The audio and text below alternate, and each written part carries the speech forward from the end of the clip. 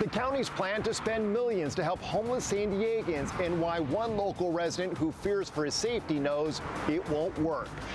The man behind the wheel says it happened in a blink of an eye. His brother and grandmother killed in a tragic accident. Plus, monofilament fishing line and the threat to wildlife at the OB Pier. One local woman says she has a solution. We're celebrating the Japanese culture and finding out how karate got its start right here in Southern California.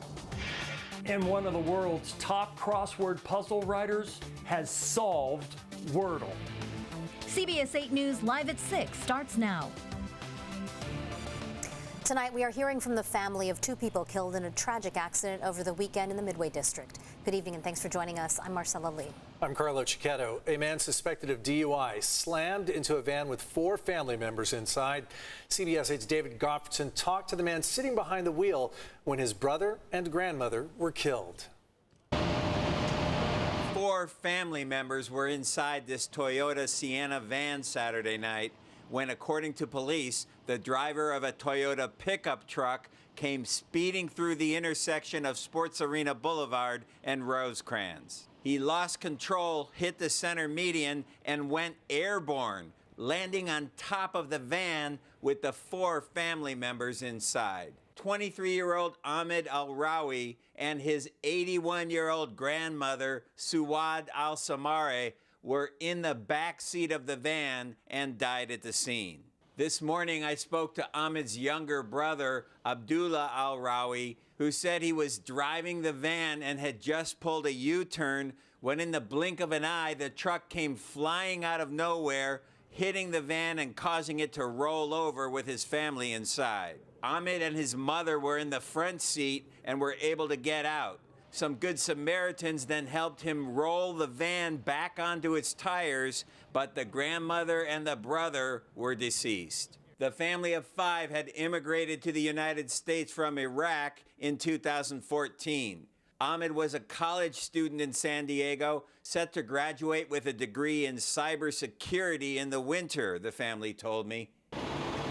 During the chaos, the family dog, a 6-month-old German Shepherd named Cookie, escaped from the van and ran away into the darkness. The family is still looking for the puppy, which may be injured. The 31-year-old driver of the pickup was taken to the hospital, and police suspect him of driving under the influence. Now, CBS 8 has been contacting the San Diego Police Department all day, wanting to know when they're going to release the name of the guy who is driving that truck. An hour ago, a lieutenant got back to me, and he told me that investigators here at the traffic division off of Arrow Drive should be releasing a press release with more information tomorrow. David, it is so sad. Now, we understand the family lives in El Cajon. Hopefully, they are getting a lot of support from their neighbors, their family, and friends. You spoke to Abdullah. How is he? How is his mother? I mean, I can't even imagine how they're coping. The younger brother and the mother were both hospitalized after the accident. I'm told with back injuries, possibly fractures to their back, but now they have both been released from the hospital. At that family's home in El Cajon, the father was there as well. He was not in the vehicle, but he lost his mother and a son, and he was not doing well at all. An unthinkable tragedy for this family. Thanks so much, David. A big announcement from the county today to try and speed up efforts to get people living on our streets into shelters and other safe housing solutions. But as CBS 8's Steve Price reports, a San Diego resident says the homelessness situation in his neighborhood has gone from bad to worse, and he doubts the county's plan will work. He has sent the city over 1,600 Get It Done requests to try and clean up his neighborhood. But a Rolando resident says the situation out here is only getting worse, and he doubts the county's latest plan to spend millions will fix that. Trash strewn across the sidewalk, disgusting furniture, and what appears to be a person urinating in public. And it's disgusting. It smells. Daniel asked us not to show his face because he fears the people causing these conditions will retaliate against him. but several times a week he takes pictures of the filth and sends them to the city. I've been to meetings, I've talked to people in the city council and with the homeless agencies, and we're still back at the beginning. Daniel believes the problem starts here at the Salvation Army Thrift Store Donation Center on El Cajon Boulevard. People leave donations after hours, and that becomes an attractive nuisance, drawing in homeless people looking for free stuff but with nowhere to take it. I come home and I find the homeless defecating in our lawns. They're vandalizing the properties. We've had break-ins. We've had them doing drugs in the property. We know that the need is urgent. Today, County Supervisors Chair Nathan Fletcher announced that the county has activated a memorandum of agreement with 18 incorporated cities to provide resources ranging from help getting financial and medical aid to behavioral health services. And the county will vote later this month to provide $10 million to help cities get homeless shelters up and running faster. Getting them off the streets gets them in a better condition. It also improves the condition in our neighborhoods and helps our small businesses. Daniel says that sounds great, but from what he's seen firsthand, he's skeptical it will work. These aren't people that want, in my opinion, want housing and to get off the street. These are people that are taking over the streets, and they're doing the crime and the shoplifting and the drugs in plain sight. The Salvation Army sent CBS 8 a statement saying, in part, we are determined to finding solutions to the complex issue of homelessness, including working with city and county leaders, and we are 100% committed to being good neighbors in our various local communities. City officials acknowledged the issue, adding in their statement, our office is working with city departments to prevent the dumping of items in this area and make it safer for residents. And that's all Daniel wants, to feel safe walking down the street. It is a great neighborhood, and we just want it back. In Rolando Village, Steve Price, CBS 8. All right, Steve, thanks. A new processing facility is expected to speed up travel times to the Tijuana International Airport. Travelers who use the Cross-Border Express Bridge will be allowed to go directly to their flight after going through the new facility.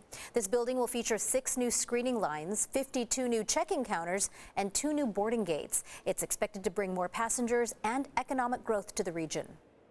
Anything we can do to bring more passengers, to bring more jobs, to bring more visitors, it's good for us all. By 2034, it's estimated that more than 17 million passengers will transfer through Tijuana International Airport. Investigators say a mother in Los Angeles admitted to killing 3 of her children after being taken into custody on Mother's Day. Her daughter was 12, her twin sons were 8 years old. Officers found the children unresponsive in their family home in the West Hills area. Investigators say the mother, 38-year-old Angela Flores, admitted to killing the children with the help of a 16-year-old boy who is believed to be her son. He is now also in custody.